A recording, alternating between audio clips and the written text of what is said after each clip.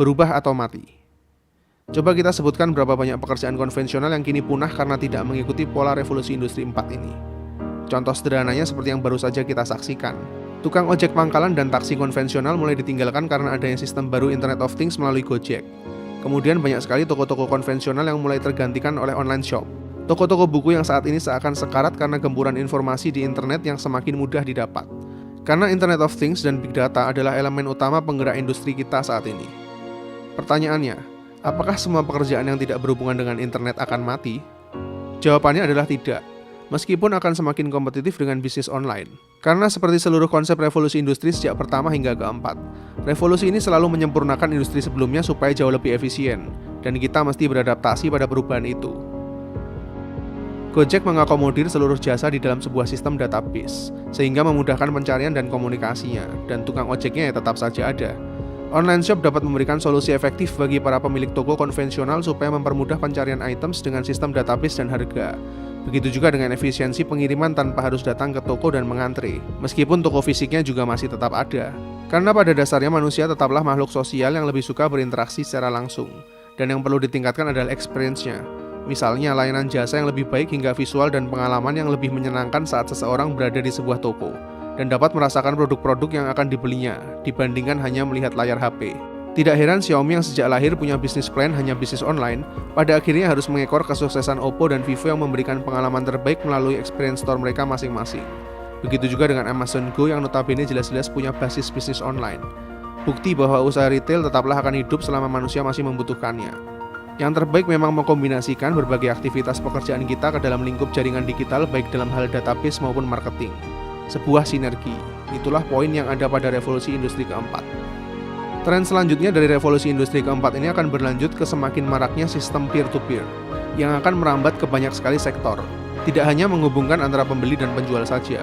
Nantinya akan semakin banyak juga mobile app yang menawarkan finansial peer-to-peer, mulai dari mempertemukan kreditur dan debitur layaknya pinjaman online, pengusaha dan investor individual layaknya Indiegogo dan Kickstarter, maupun mempertemukan dengan para investor besar sekalipun hanya dengan bantuan sebuah aplikasi mobile.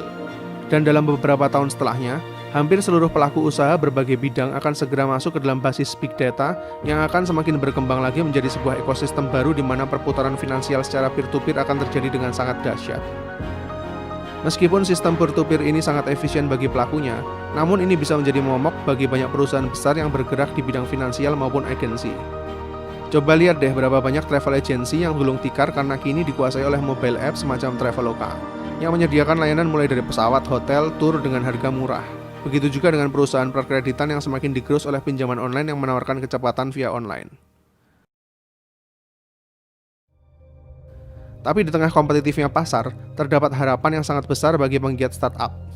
Karena saat ini adalah era transisi, di mana masih banyak sekali pekerjaan konvensional yang masih bisa kita digitalisasikan melalui startup dengan memberikan solusi-solusi kreatif.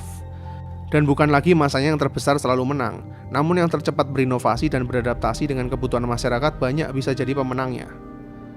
Sebagai contoh adalah CEO Airbnb yaitu Brian Chesky yang awalnya hanyalah seorang pengangguran, yang terinspirasi menyewakan lahan kosong kepada para konsumennya. Kini Airbnb berhasil menjadi rantai hotel terbesar di dunia yang sama sekali tidak memiliki hotel, dengan jumlah jutaan pilihan tempat menginap di seluruh dunia. Begitu juga dengan awal berdirinya Tokopedia, Bukalapak maupun Gojek yang semuanya dimulai dari skala yang sangat kecil oleh orang-orang biasa. Era informasi adalah era percepatan yang sangat dahsyat. Jika kita melihat kondisi pasar kita saat ini, sebenarnya masih banyak sekali peluang karena saat ini kita masih baru saja mulai masuk di era revolusi industri 4.0 ini. Siapa tahu salah satu dari kalian punya ide gila yang akan membantu bangsa ini dengan startup kalian sendiri dan akan menjadi Gojek-Gojek selanjutnya. Prinsip sederhananya adalah kumpulkan massa dalam jumlah besar dalam sebuah platform dengan point of interest atau fungsi yang spesifik. Jika berhasil sampai tahap ini, akan lebih mudah menarik perhatian para investor besar. Karena siapapun yang mampu mengumpulkan jumlah massa yang sangat besar dalam sebuah jaringan, apapun platformnya, uang akan segera mengalir kemudian. Apalagi kalau mampu menciptakan platform sendiri. Saya jamin akan menjadi miliuner muda berikutnya deh. Intinya di revolusi industri keempat ini, pekerjaan kita mesti sangat kompetitif dengan eratnya jaringan internet yang akan menjadi benang merah dari berbagai jenis aktivitas.